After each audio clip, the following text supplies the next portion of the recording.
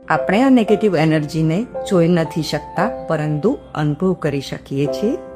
આ એનર્જીને ઓળખી પણ શકીએ છીએ અને દૂર પણ કરી શકીએ છીએ. આપણા શરીરમાં એનર્જી બ્લોકેજીસ હોય છે, જે ફિઝિકલ, ઇમોશનલ અને એન્વાયરમેન્ટલ બદલાવ થવાથી જાણી શકાય છે. ફિઝિકલ સિમ્ટમ્સ જેમ કે કારણ વગરનો થાક લાગવો, હૃદયના ધબકારા વધવા, સ્નાયુઓમાં ખેંચાણ ઊભું થવું અને માથું દુખવું. ઇમોશનલ સિમ્ટમ્સ જેમ કે વધુ પડતું સ્ટ્રેસ, એન્ઝાયટી, ચીડિયાપણું અને નિરાશા અનુભવવી. એન્વાયરમેન્ટલ સિમ્ટમ્સ જે કોઈ રૂમમાં કે કોઈ જગ્યામાં રહેવાથી કે અમુક લોકોની સાથે રહેવાથી થઈ શકે છે.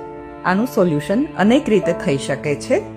ખુલ્લી જગ્યામાં જતા રહો જ્યાં કુદરતી હવા અને એનર્જી મળી રહે. આ બંને એનર્જી રિસેટ કરી દે છે.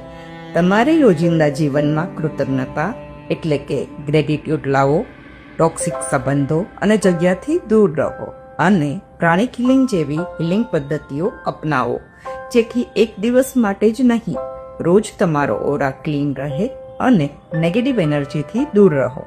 આ રીલ એમને શેર કરો જેમને આ સમજવાની જરૂર છે, કારણ કે હિલિંગ બધા માટે છે.